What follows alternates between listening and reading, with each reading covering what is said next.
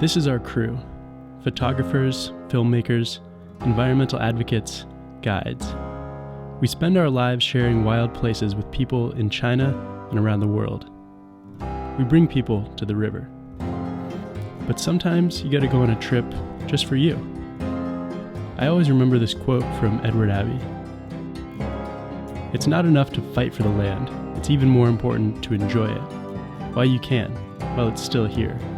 So get out there and hunt and fish and mess around with your friends. Ramble out yonder and explore the forests, climb the mountains, bag the peaks, run the rivers. Breathe deep of that yet sweet and lucid air. Sit quietly for a while and contemplate the precious stillness, the lovely, mysterious, and awesome space. We're heading to one of China's last wild frontiers, the Dulong Valley, to relight our own fires.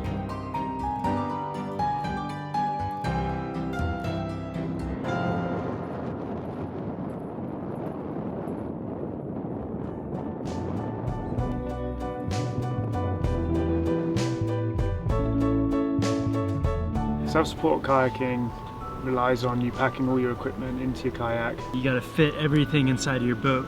10 days food and all your camping equipment and some of the team equipment. Heavy bag, inflatable air mattress, sleeping bag, down jackets, flip-flops, toiletries, medication, tarp, a spare break-apart paddle, water bottle, throw line, emergency kit, fuel for the stove, hair kit, camera equipment.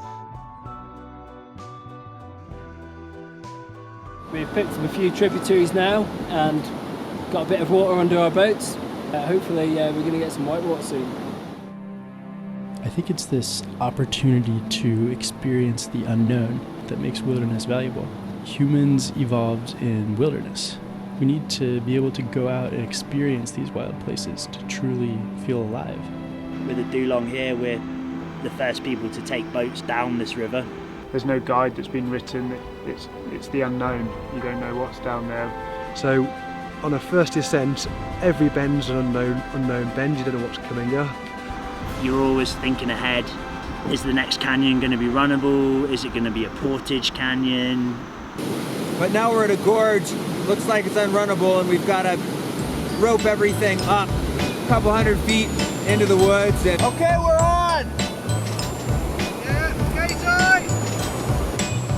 So one rapid may take 5 minutes to run, or it may take 5 hours to walk around.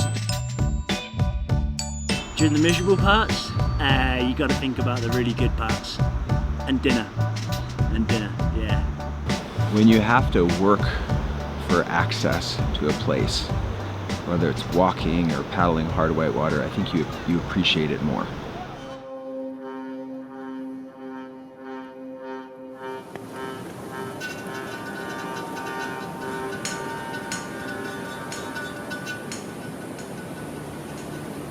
And it's been a really hard day today. Big rapids, big scouts, some big portages. But we found this most amazing cave.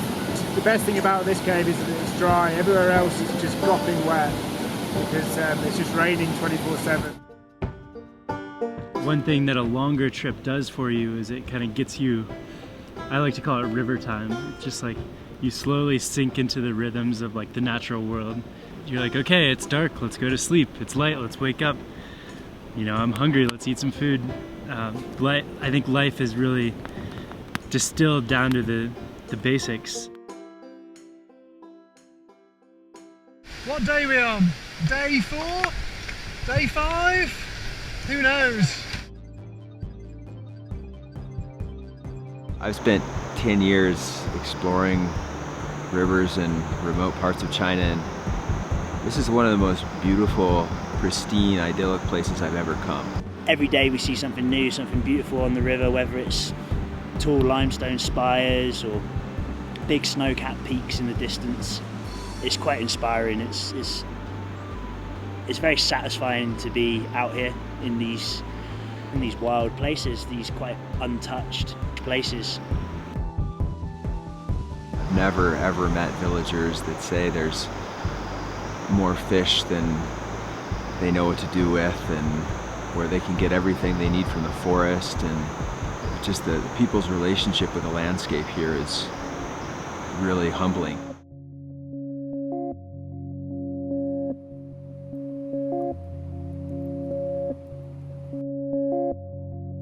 traveling really slowly like this, 5 miles a day, 10 miles a day, really lets you experience a place in a very unique way, in a way that I have never experienced in any other way except with a kayak.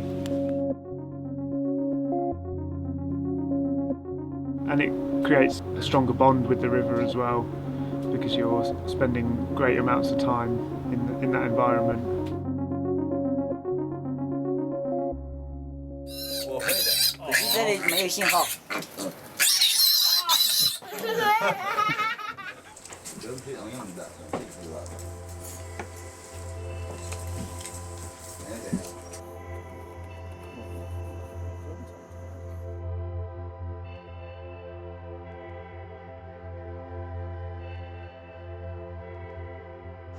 It's an incredible feeling to be on a free-flowing river in an area of the world where they're under threat from development. However you choose to do it, connecting with rivers, floating down a wild river is one of the deepest, smoothest sort of ways to connect with the natural environment. If we want China to stay beautiful, we need to go and love our environment. We need to go and fall in love with it and find it. And there are still a lot of these places around. You just got to get out and find them.